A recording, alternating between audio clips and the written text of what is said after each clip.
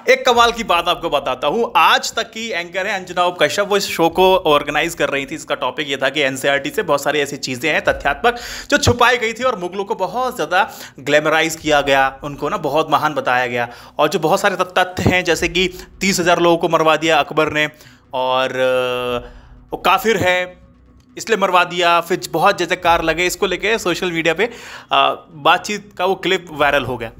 तो एनसीईआरटी में कुछ संशोधन किया गया और बोला गया कि देखो कांग्रेस ने इसको जानबूझ करके नहीं डाला, क्योंकि वो मुगलों को बहुत ग्लोरीफाई करना चाहते हैं, क्योंकि उनकी वो अपीजमेंट वाली जो राजनीति है ना, वो बस उसके चक्कर में उन्होंने ऐसा किया। चलो ठीक है, जो उन्होंने तर्क दिए वो दिए। सबसे खास बात मुझे ये लगी कि इस बीच में ना एक मौसमी एक रिपोर्टर हैं जिसको व्यक्तिगत तौर पर अगर मैं कहूँ तो बहुत एडमायर करता हूँ उनकी रिपोर्टिंग स्टाइल को लेकर के। हर रिपोर्टिंग हर बात पर सहमत होना असहमत होना एक अलग विषय है। मौसमी की स्टाइल ऑफ जर्नलिज्म, बातचीत करने का तरीका, जिस तरह से पुटअप करती है, मुझे बहुत अच्छा लगता है। खैर, जब उन्होंने ये जो भाषण का जो क्लिप था ना, मतलब ये जो क्लिप था, आज तक मैं अंजना कश्यप डिबेट कर रही थी और डॉक्टर रुचिका शर्मा से जब उन्होंने फैक्ट रखा अकबर द ग्रेट को लेकर के, बोला कि देखो पहली बात तो एनसीईआरटी में तथ्यात्मक गलतियां हैं और आर्ट क्या डालेंगी वो एनसीईआरटी को तुम्हें डाल कैसे दिया कि 30,000 लोगों को मरवा दिया। बोले कि जैसे हिंदू राजाएं हुआ करते थे, वो जब जाते थे तो क्या वो लोगों को नहीं मारते थे? सिर्फ अकबर थे जो लोगों को मारते थे। जब आप युद्ध करेंगे तो बहुत स्वाभाविक बात है वहां मृत्यु होंगी, लोग मरेंगे। ऐसा तो है नहीं कि आप भैया हम आगे चाहिए, ऐसा तो होता नहीं है। रखा, फिर डिबेट चली, सब कुछ हुआ, राइट। दूसरा ये जो बात है, अब आप आते हैं ब्रूटैलिटी पे, क्रूअल्टी पे। कौन सा राजा है जो किसी की टेरिटरी में जाता है और कहता है सर प्लीज मुझे अपनी टेरिटरी दे दीजिए? क्या हिंदू राजाओं ने किसी राजा की टेरिटरी में जाके उसकी टेरिटरी लेने के लिए लूटपाट नहीं मचाई? शिवाजी मुझे याद आते हैं, शिवाजी कर्नाटका में जब जो चिक्का राजा वुडेयार थे, अगेन हिंदू राजा, उनके खिलाफ जब कर्नाटक में उन्होंने अटैक किया श्रीरंगपट्टनम में, तो वो बाकायदा उनके बाखर में लिखा है कि आसपास की सारी जगहों को उन्होंने लूट लिया। फिर आप चोलास को ले लीजिए, राजा चोला 11वीं सेंचुरी के रूलर, बहुत ही महान शासक हैं, उनके बनाए। दूसरा जजिया कर को लेकर के सारी बातें थी, वीडियो में आगे करूंगा इस विषय को लेकर के। आज तक ने 5 मिनट का क्लिप डाला और मौसमी जिसकी मैं बात कर रहा था, उन्होंने ये ट्वीट किया, गजब, बहुत सुंदर। एक व्हाट्सएप यूनिवर्सिटी के प्रोफेसर वर्सेस इतिहासकार doctor Ruchika Sharma, well said, इस तरह से लिखा उन्होंने। अब ऑफिस गई होंगी वो, अब ऑफिस जाने के बाद, अच्छा ऑफिस जाने से पहले ही कहानी रात में क्या खेल हो गया, जब मौसमी जी सोई होंगी कि सब अचंभित बोले कि यार क्या कर दिया अंजना कश्यप का वो ट्वीट को रीट्वीट और ये सब भाषा, व्हाट्सएप। अंजना पे सवाल था या नहीं था वो एक अलग विषय है, उस पर भी अलग तरह की बातें हो सकती हैं। लेकिन अंजना भी वही बात कह रही थी ना जो व्हाट्सएप पे चल रही थी, जो एनसीईआरटी में होती थी, वही बात अंजना कह रही थी। तो बस जब मामला तूल पकड़ा, नीचे सपोर्ट में है, लोग कह रहे हम क्या देख रहे हैं, दूसरे धड़े के लोग जब इस ट्वीट को देखा हम क्या देख रहे हैं, ये क्या हो रहा है, तो ऑफिस पहुंचे होंगे मौसमी। अब उसके बाद शायद उनको ऐसा कुछ तथ्य बताए होंगे, फिर मौसमी ने उस ट्वीट को डिलीट कर लिया। बोले कि मेरा तो हक है, मैंने इसको डिलीट कर रही हूँ और इसका कोई लेना देना नहीं है, क्योंकि तथ्य मुझे कुछ इसमें छूटे हुए गलत लगे इस तरह से। अब सवाल यहाँ पर यह है कौन सा तथ्य उनको ठीक लगा जब उन्होंने रीट्वीट कर दिया। अब ऐसा कौन सा तथ्य उनको बता दिया गया कि उनको ट्वीट को डिलीट करना पड़ा, और फिर विषयांतर करने वाले और बाकी 3-4 ट्वीट उन्होंने कर दिया। क्योंकि श्याम वीरा सिंह तो मेरे कांटेक्ट में, तो उन्होंने बताया था कि भाई सोशल मीडिया की स्ट्रिक्ट पॉलिसी होती है कि आपको ऐसा नहीं है कि आप अपने मन मुताबिक चीज़ें डालेंगे सोशल मीडिया पे, नहीं, वो कंट्रोल करते हैं, डेमोक्रेसी की बात करते हैं, लेकिन तानाशाही वाला माहौल रहता है, एक पॉलिसी है अपनी कंपनी की। तो शायद मौसमी के साथ ऐसा हो सकता है कि ऐसा हुआ हो। तो ये सारी बातें कमेंट सेक्शन में चल रही थी और मैं किसी नतीजे में नहीं पहुंचना चाहता, बात खत्म। दूसरी बात, यहाँ पर सोशल मीडिया पे एक बहस चल पड़ी कि यार अगर ऐसी ही बात है कि 30,000 लोगों को मार दिया तो राजा जब भी युद्ध होंगे तो लोग मरेंगे ना। अगर आप कह रहे हैं कि आप अकबर को महान नहीं मानेंगे क्योंकि उसने लोगों को मारा, तो इस तरह से जो युद्ध हुए हैं, जितने राजाओं ने, हिंदू राजाओं ने भी युद्ध किए हैं, उन्होंने तो कई सारे लोगों की बलि ली है, कई सारे लोगों को मारा है, तो फिर उनको सम्राट क्यों कहा जाता है? छोटी बात यह है कि अशोक सम्राट कैसे हो गया जब अकबर महान नहीं है? तो फिर लोगों ने बोला कि देखिए हम दोनों को सर्कल कर रहे हैं, जो लाखों लोगों की जिंदगी ले ले, राजा बने, वो महान हो ही नहीं सकता, चाहे वो अकबर हो चाहे वो सम्राट अशोक हो। तो ये बातें सोशल मीडिया पे चलने लगी। बस सहमत है नहीं है वो एक अलग विषय है, लेकिन सारी बातें चलने लगी। फिर यहाँ पर बीजेपी वाले बड़े खुश कि देखिए आक्रांता काफिर मारते हैं आप लोगों को, माहौल बनाने लगे। फिर इसी बीच एक G20 में नरेंद्र मोदी जी ने एक बार, याद आया, उन्होंने अकबर की प्रशंसा की थी, धर्मनिरपेक्ष हैं, और सहिष्णु हैं, इस तरह से बातें उन्होंने की थी नरेंद्र मोदी ने। राजनीति को संभालने के लिए सारी बातें कही गई थी। अब वो वीडियो चुपके से वायरल होने लगा सोशल मीडिया पे। वो भी हिस्सा मैं आपको लगा देता हूँ।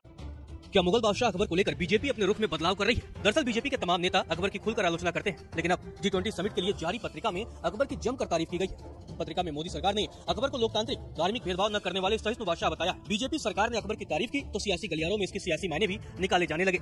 पत्रिका ने अकबर के बारे में लिखा है, अच्छे प्रशासन में सभी का कल्याण निहित होना चाहिए, चाहे वो किसी भी धर्म के मानने वाले क्यों न हो। तीसरे मुगल बादशाह अकबर ने ऐसा ही लोकतंत्र अपनाया था। अकबर ने सुलह यकुल यानी सार्वभौमिक शांति का सिद्धांत दिया। यह धार्मिक भेदभाव के खिलाफ बना सिद्धांत।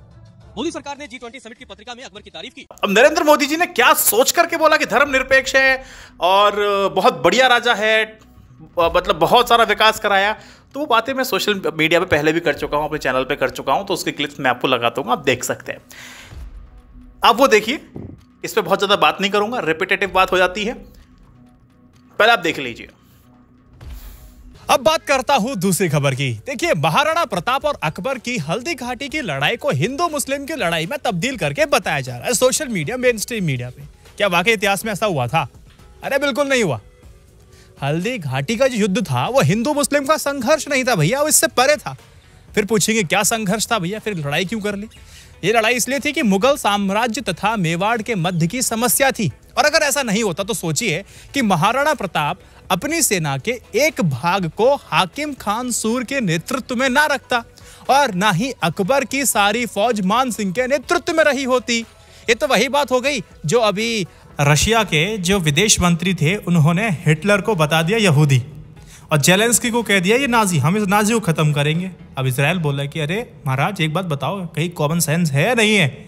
यानी कि यहूदी हिटलर था और हिटलर ने यहूदियों को मरवा दिया। वाह, कौन सा लॉजिक है, कौन सा रीजनिंग है? अब रशिया बेचारा माफी मांगता हुआ फिर रहा है इजराइल से, आप टेंशन मत लीजिए, आप एक साइड लीजिए, हाँ गलती होगी, रायता फैला दिया, हम समेट रहे हैं उसको, हम साफ कर देंगे। ये तो वही बात हो गई। अगर हिंदू मुस्लिम का अगर होता तो हिंदू मुस्लिम आपको इधर उधर दिखाई देते। यही तो बात है, कॉमन सेंस। अकबर का विजय अभियान समुद्रगुप्त की दिग्विजय के लिए किए गए अश्वमेध यज्ञ के पश्चात किए गए विजय अभियान की तरह ही था, जिसे एक बहुत बड़े इतिहासकार ने भी कहा है कि आप इसको शाही आवेग या फिर अन्य शब्दों में कहें तो अश्वमेघी अभियान कह सकते हैं। इस शाही आवेग की चपेट में जिस तरह से मालवा के बाज बहादुर, गुजरात के मुजफ्फर और बंगाल के दाऊद और सिंध के जानी बेग तथा कश्मीर के यूसुफ आए, ठीक वैसे ही मेवाड़ आया था। यदि उस समय मेवाड़ पर किसी मुस्लिम शासक का आधिपत्य होता तो भी वो अकबर के शाही आवेश की चपेट में आने से नहीं बच सकता था। इतिहास तो हमें ये बताता है जो हमने पढ़ा है अपनी किताबों में। हल्दी घाटी का युद्ध पूर्णतया राजनीतिक उद्देश्य के साथ लड़ा गया था, ना कि किसी धार्मिक मंशा से। अतीत को वर्तमान की दृष्टि से नहीं देखा जा सकता। उसे देखने के लिए हमें या इतिहासकार को उसी काल में जाकर के उस समय की परिस्थितियों को समझना पड़ता है। समझिए, उस समय तलवार की शक्ति ही सब कुछ तय करती थी। अतः मैं ये कह सकता हूं, कंक्लूड कर सकता हूं कि हल्दी घाटी के युद्ध को धार्मिक रंग नहीं दिया जाना चाहिए।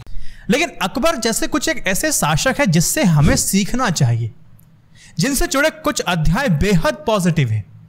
जी हां, अकबर के लिए कहा जाता है कि वो अन्य शासकों से अलग धर्म निरपेक्ष था, सेक्युलर था और सभी धर्मों को साथ लेकर चलने की बात हमेशा की जाती थी। इसके ही गवाह है अकबर के राज में आए कुछ सिक्के। ये सिक्का आप स्क्रीन पे देख रहे हैं। दरअसल ये सिक्के ऐसे थे जिन पर भगवान राम और राम दरबार की तस्वीरें थीं। ये प्रचलन में थी, इनको चलाया गया था अकबर के द्वारा। अकबर के लिए कहा जाता है कि मुगल शासकों ने धर्म को राजनीति से अलग रखा। वाकई रखना भी चाहिए। उसके शासनकाल में सभी धर्म के लोगों को अपने धर्म का पालन करना, पूजा पाठ तथा धर्म स्थल बनाने की पूरी स्वतंत्रता थी, बना सकते हैं। अकबर ने नए हिंदू मंदिरों को बनवाने की अनुमति भी दी थी। इसके अलावा भी अकबर ने कई मंदिरों में विकास कार्य किए, दान दिए। अकबर की छवि अन्य मुगल सम्राट की तरह बिल्कुल नहीं रही है। इसी क्रम में अकबर ने भगवान राम लक्ष्मण की तस्वीरें वाले सिक्के छपवाए। देखो, फुल स्क्रीन देख लो आप, यही सिक्के। अकबर ने 1604 से लेकर के 1605 में हिंदू भगवानों के सम्मान में ही सिक्के जारी किए थे। भले ही इस्लाम में मूर्ति पूजा वर्जित है, लेकिन अकबर ने धार्मिक सद्भाव के लिए ऐसा किया था। उन्होंने अपने नए धार्मिक विचार के हिस्से के रूप में ऐसा किया था, जिससे उन्होंने सभी धर्मों को एक साथ लेकर के आते हैं, एक साथ धर्म को देखते हैं, ना कोई भेदभाव था और ना किसी को करने देते थे। अकबर की ओर से जारी किए गए इस सिक्के में, ये तो आप देख रहे हैं ना, इसमें भगवान राम और सीता, माता सीता की आकृति बनी हुई है। इसमें भगवान राम धनुष और बाण के साथ दिखाई दे रहे हैं। इन सिक्कों में उर्दू या फिर अरबी भाषा में राम सिया लिखा हुआ है। अक्सर सोशल मीडिया पर भी ये तस्वीरें वायरल होती रहती हैं लगातार, आपने देखा होगा। आप लोग को लगता होगा ये तो फेक होता ही होगा, क्योंकि अकबर के बारे में इतना तो हमने कुछ पढ़ा भी नहीं है।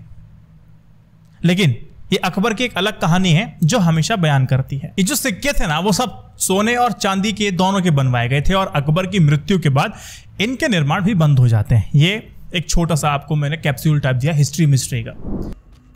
ये मोटी मोटी जो बातें हैं ना, ये लगातार सोशल मीडिया पे अकबर को लेके होती है, जो मैंने आपको बता दी। मुझे कमेंट सेक्शन में बताइए कि आपके व्यक्तिगत दिमाग और विचारधारा के अनुसार क्या अकबर को महान कहा जाना चाहिए या नहीं। कमेंट सेक्शन मुझे हाँ या ना कह के बता सकते हैं। इस वीडियो को 3 व्हाट्सएप ग्रुप पर शेयर कीजिए। जय हिंद, वंदे मातरम। Stay updated, stay educated. सत्यमेव जयते। नमस्कार।